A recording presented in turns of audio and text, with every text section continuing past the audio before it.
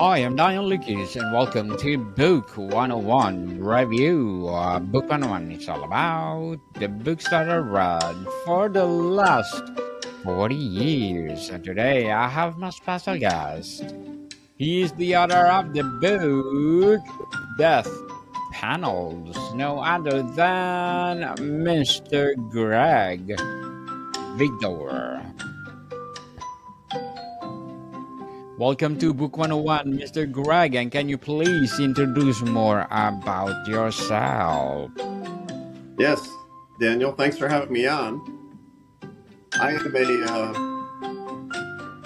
retired healthcare executive who spent 40 years of my career trying to make American healthcare system work better. Then I retired in 2019 and tried to figure out what I was going to do with the rest of my life. And one of the things I had to realize was that for all my hard work and others trying to make American healthcare better, that it still was a huge problem. And so what I connected that to was a childhood passion of wanting to write the great American novel. And I decided that in my first retirement year, which was also the COVID time, that I would try to write my American novel, but I would do it about healthcare, including a lot of my thoughts about what was wrong with American healthcare and how we could make it better.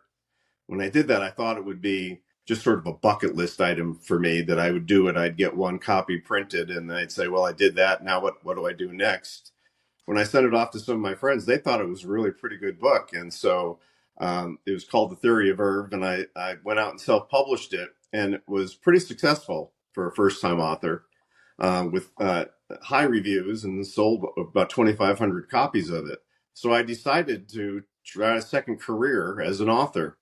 And so I've turned that book into a series. Death Panels is the third in the series. I'm now halfway through the fourth.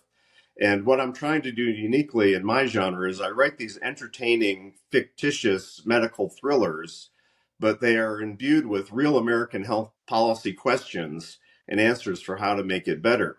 And so my hope is that people will be entertained, but they will also learn about how we can make the system work better for the people, not only America, but across the world.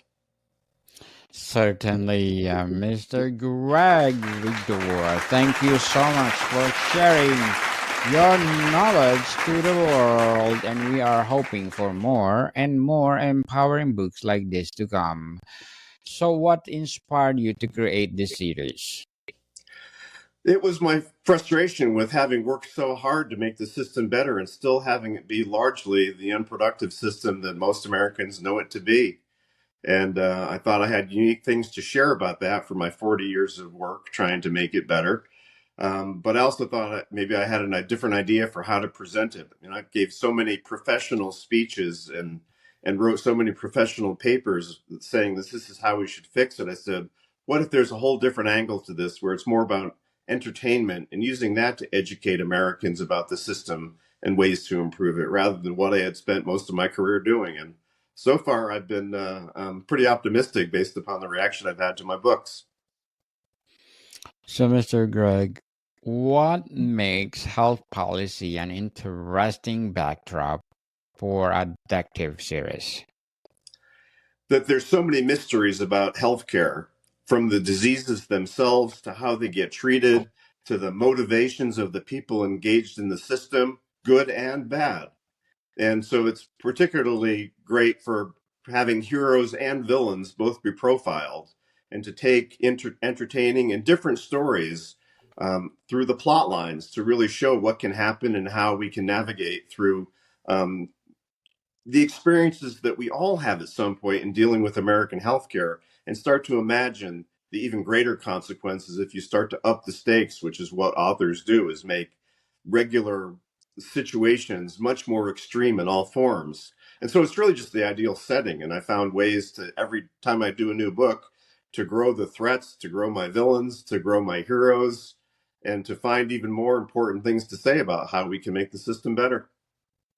Certainly. So, what sets Death Panels apart from the earlier books in the series? So my first book in the series, The Theory of Irv, was really, a lot of it was historical fiction, trying to examine why it is American healthcare developed the way it was and what solutions might be to it. My second book is called The COVID Murders, and that was a little bit of me being able to talk about the COVID experience, or at least that period of time when there was this thing called COVID that affected the planet.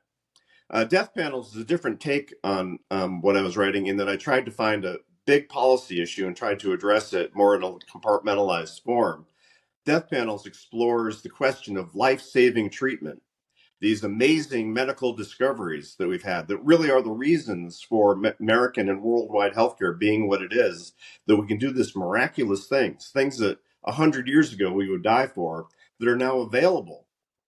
Many of them at great expense. They might be drugs, they might be procedures. But the question is, who gets these? And so Death Panels explores the question of how do we distribute these life-saving technologies in a fair way? And what happens when both good and evil try to play in that world? So, Mr. Greg, do you see Irv as more of a detective or a health policy advocate, or both? Both.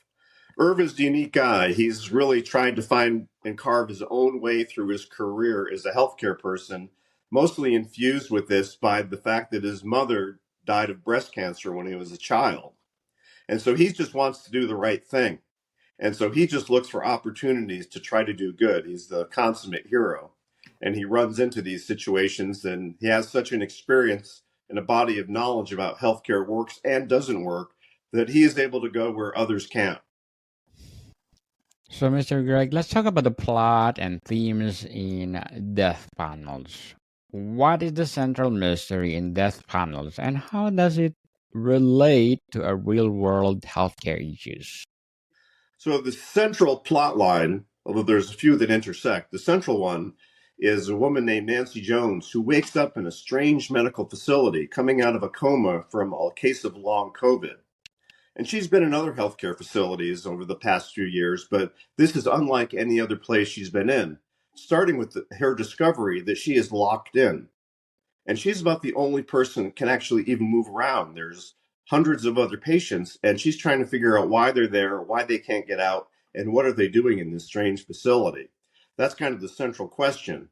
Irv gets involved in this because he is looking for a way to recover from a near-death experience from his last investigation. And he thinks he's found a soft landing job in Las Vegas to help work on a healthy communities project. Well, it turns out that's not what it is. It's something that imbues episodes with the Russian mob and people who are trying to make money out of healthcare, including at the facility where his friend Nancy Jones finds herself. So the two come together in a series of circumstances, and they have to figure out how to get out and how to stop the evil that's going on in that facility that is really trying to figure out how it is we decide who lives and who dies and who makes money from that. So, what inspired the concept of Death Panels, and how does the book explore or challenge the idea? So the really origins of it, when I was a young man first getting involved in my healthcare career, was an author by the name of Victor Fuchs, who wrote a book, a health policy book called Who Shall Live. And it's one of the central health policy books of the ages, really exploring how it is we approach this social question of determining who gets services that will save people's lives. This was my attempt to try to do honor to him and his work, and sort of an updated version of it, given some of the modern craziness of healthcare, the internet, the new ways of accessing technology, and just trying to give an example of how this could reach into a new dimension that's more for the current times than what he wrote about. But the essence of it, it remains the same. What is the fairest way in society to figure out who gets these things that can save our lives and who doesn't? So, Mr. Greg, how do the character in Death Panels reflect broader issues in the American healthcare system? Well, I try to approach it from a lot of what's been going on over the past few years in terms of the changes in the system, which is a lot of aggregation of hospitals merging with other hospitals, insurers taking over hospitals, physician groups being bought up. And it's more and more becoming like the airlines, where there's just a few hospitals and health systems and not the many community-based systems that we have for most of our history. So I really try to explain that using the plot line that I have around this facility. because this is a big system that is taken over, and they're the ones doing the evil. So it's really trying to explore the contemporary changes in health policy with this setting and how it is we want to try to work through these. It's a real issue to try to figure out how we deal with this aggregation of control and power and money. And I don't think I solved that problem. It's one that really needs to be teed up for later books in my series, and that's exactly what I'm doing. But it's really what I think one of the questions of our time is who controls healthcare? Not even necessarily who makes money, but who controls it and for what reasons. Yes, that's the big question mark, people. Who control it? Let's talk about the writing process and research. What kind of research do you do to accurately portray health policy in a fictional format? So, health policy is what I know. I'm an expert in it. So, that was the easy part for me. And it was much more a matter of how to communicate it. So, it's not jargony, it's not too complicated. It's something that people will be attracted to, not turned off in writing an entertaining and page turning medical thriller. So my focus has really been much more about how to learn to write the novels. So how do you develop characters? How do you write dialogue? How do you get a plot line that ties together and stretches the reader's ability to have some suspense about what might happen, but also doesn't lose them? That's been the harder thing for me to learn, and I've been really proud of the great ratings I've had on all three of my books. Every one seems to get better, and all have been over 4-star ratings. Death Panels itself so far has a 5-star rating on Amazon. And so I think I'm starting to learn more and more how to communicate and do the craft of writing while I'm able to take what I know so well, which is health policy, and sort of insert it into my book. Certainly. Writing more make you perfect. Mr. Greg, so did you face any challenges in blending detective fiction with health policy? The first take was pretty hard, partly because the book got long, because I was doing two things at once, trying to explain how American healthcare got the way it did. But with apologies for that, I decided that's what I needed to do. That was the start of the series.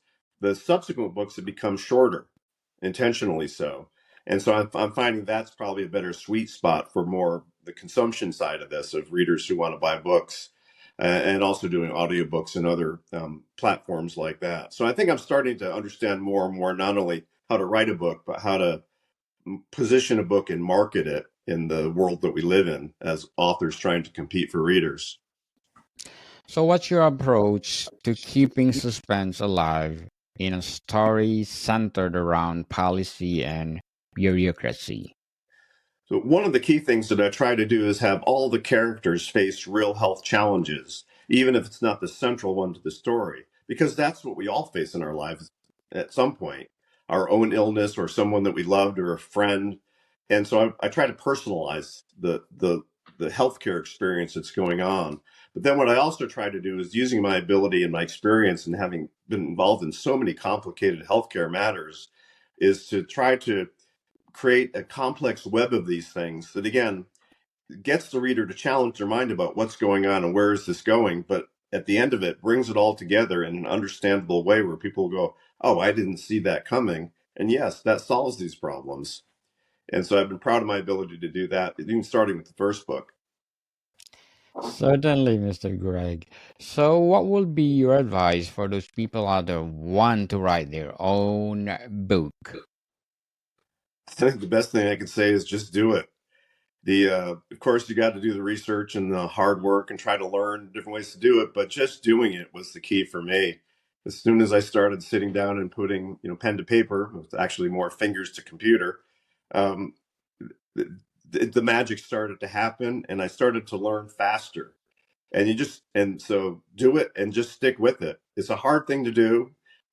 You're really subject to an audience of yourself more than anyone else, and there's a lot of barriers put in your way to try to succeed in doing this. And the best thing you can do is just keep doing it, stay at it, find friends who will encourage you, find services that will help encourage you, but just stick with it and live your dream. Just do it, people, and stop procrastinating. If you have the passion to write, write, and share to the world.